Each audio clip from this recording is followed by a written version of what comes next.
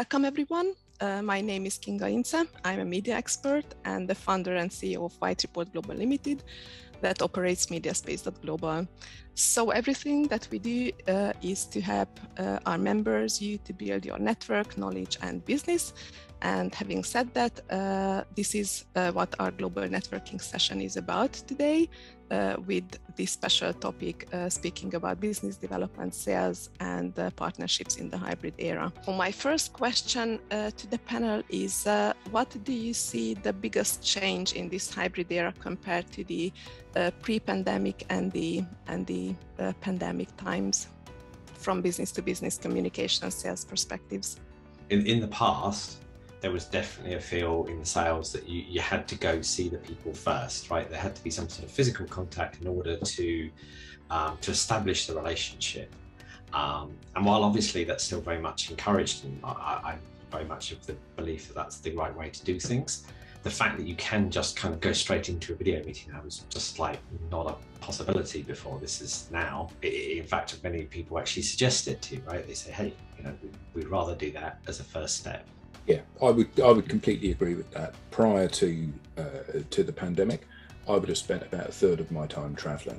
So some of that kind of locally across Europe, some of that to the US or to the Far East.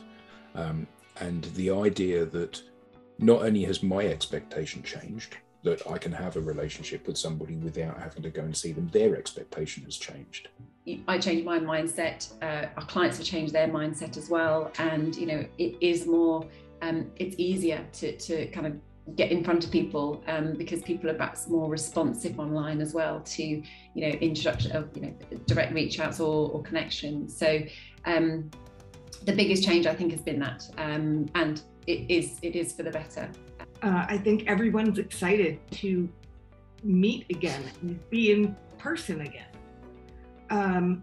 And that makes me excited. I think there's going to be amazing events that are going to be put on that people are going to flock to. And what if we speak about the difference between the potential new clients, prospects, communicating with them compared to the existing clients? It's the new clients that can be the issue that I just laid out there. I mean, the existing clients, I think, once you've established that relationship, the commitment's already there. We need to, figure out, in the absence of being able to get offline with the more senior clients, how do we address that and continue to build that relationship?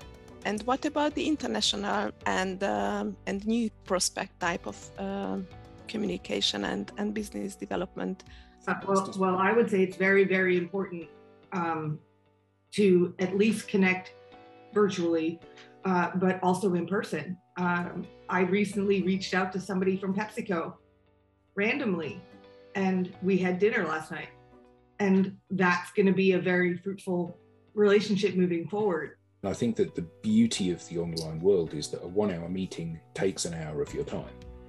A 1 hour meeting in California takes 3 days of my time, plus I feel dreadful for the next week afterwards, having, dealt with jet lag when I come back home. I would like to ask everyone on the panel, starting with Angela, to give one piece of advice, what you believe is the most important one in business development sales in the hybrid world. For me, absolutely LinkedIn. Making those connections, having the premier package, and being able to reach out to anyone at any time. And sometimes, like I got lucky, PepsiCo responded to me. Whatever the hybrid looks like, you still need to be human, and you need to be authentic, and you need to be trustworthy. And so that has not changed. Social footprint is crucial. So you need to create a footprint which does exactly what Sarah said around promoting who you are. That's your only USP. In the business-to-business space particularly, is to check out these new value management platforms, people like Kubama and stuff, that there's a sort of revolution going on in about how we interact between companies.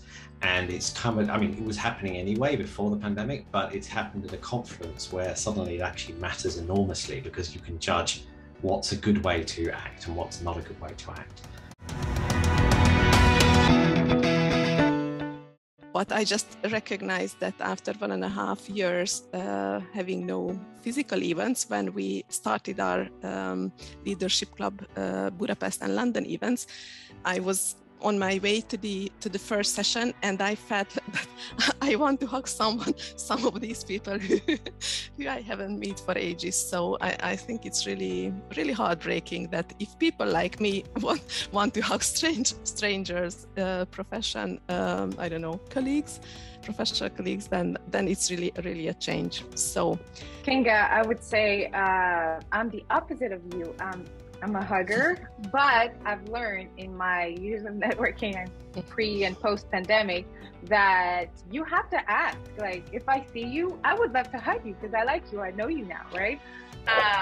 But the first thing I'll say, I'll always say like, hey, I'm a hugger. Do you mind? And if they say actually, or if I see in their face that they're like, then I'll say like, a handshake is fine. A fist bump or whatever you want to do is cool. Even just a peace sign is fine with me, because ultimately it's about respecting that boundary. Kind of like a positive of this is that where you've been apart for so long and you've had many conversations online. I think Adam said it earlier, right? That when you see them, you want to hug them, and that's because you feel like you've been through something together and it's long overdue face to face, and you wouldn't have that if you had been meeting them in person over the course of the year. Like, it's because you've not been able to.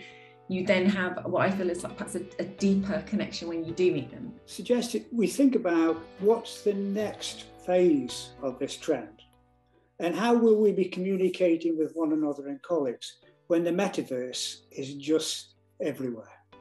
It's not just about technology, it's also about ingrained, like, just habits, right? You know, you go see you want to sell to someone, you go see them. You know, well, no, you don't have to. I think we also need to be careful that we are more selective. You know, one of the beauties of this is that you can have 100 meetings a day. That doesn't mean you should have 100 meetings a day. The challenges that we face with the online engagement is that I can't just bump into you. I have to reach out to you and say, can we book a call, please? And your response to that is, why? Why do you want to speak to me?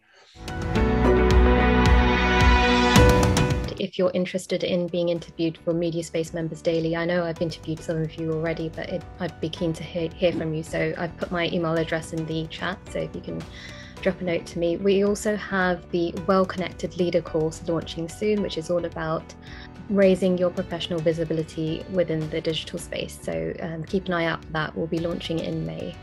And we also have some discussion groups. We have Farrell Tan's SEA Change discussion group, and we have the Women in Programmatic Network, and we also have Arno Hummerston's digital research. So have a look out for that and join us for more networking.